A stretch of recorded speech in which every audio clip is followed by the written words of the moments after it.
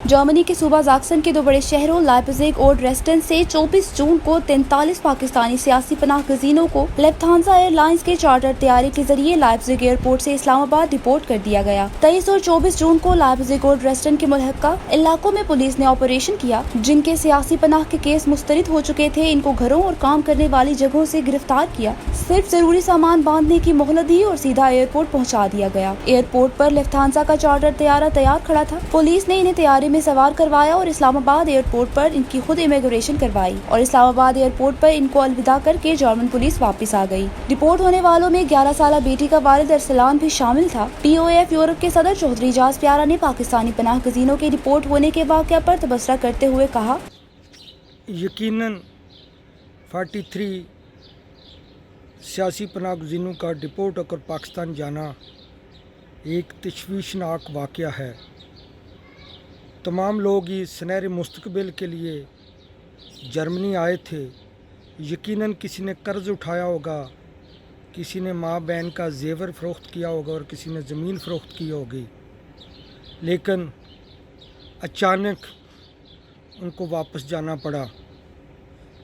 लेकिन इसका एक और भी पहलू है, डोल्डिंग। जर्मनी में रहने वाले या जिन्होंने सियासी पनाह ली हुई है वो तमाम समझते हैं कि डोल्डिंग का क्या मकसद होता है। डोल्डिंग का मकसद यही होता है कि केस रिजेक्ट हो जाना, केस मुस्तरद हो जाना। फिर उसके बाद जर्मन गवर्नमेंट की मर्ज़ी है कि जितनी देर मर्ज़ी है किसी को बर्दाश्त करे।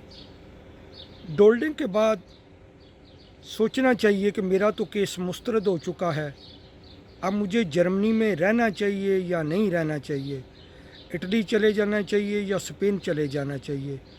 ये ख़ुद उसको डिसाइड करना चाहिए जिसकी डोल्डिंग लग चुकी है। लेकिन एक गलतफहमी तमाम लोगों में थी। मैंने मुख्तलिफ अपने लाइव इंटरव्यूज़ में और जो लोग मेरे ऑफ़िस में आए थे सबको मैंने समझाने की कोशिश की कि जिन लोगों को जर्मनी वालों ने डिपोर्ट करना है उनके लिए ज़रूरी नहीं कि उनके पास पासपोर्ट हो, क्योंकि हमारा जो नादरा है, नादरा का और जर्मन गवर्नमेंट का एक मुआहदा हो चुका है। ये चौधरी नसार जब वज़ीर दाखिला थे उस वक्त मुआहदा हुआ था, उसको कहते हैं योरा एग्रीमेंट। योरा एग्रीमेंट का मतलब ये है कि जर्मन गवर्नमेंट अपना किसी बंदे के भी किसी के भी फिंगर नादरों को देगी और नादरा अब वेरीफाई करेगा कि क्या वो पाकिस्तानी है या नहीं।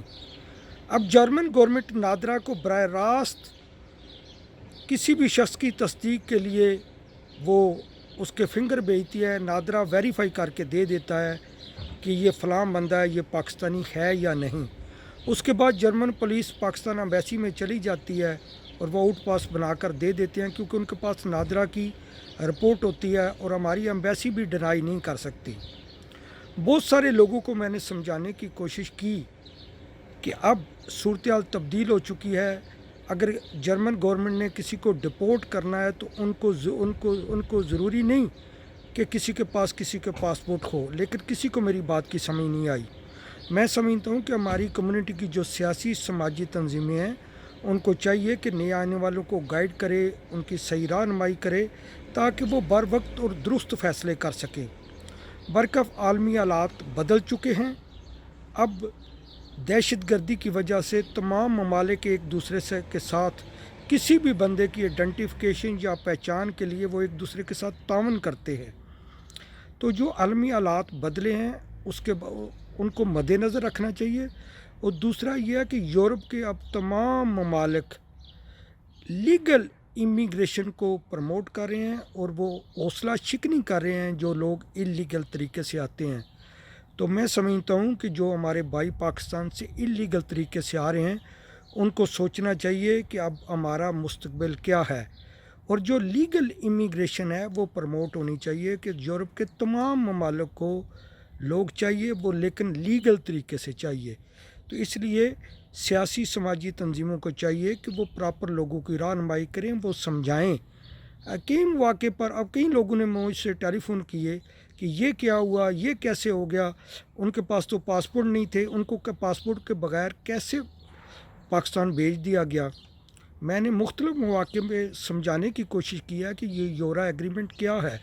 یورا ایگریمنٹ چودھری نثار کے دور میں جرمن گورنمنٹ کے ساتھ نادرا کا ہو چکا ہے اور وہ ڈیٹا شیئر کر دیتے ہیں. اس لیے میری تمام پاکستانی کمیونٹی کی تنظیموں سے ریکویسٹ ہے کہ وہ نئے آنے والوں کی صحیح رہنمائی کریں تاکہ وہ درست فیصلے کر سکیں. خوبصورت اسلام آباد کی خوبصورت ترین بحریہ انکلیو میں 3, 4 اور 5 کمروں کے luxury apartments. The Centrium, iconic living.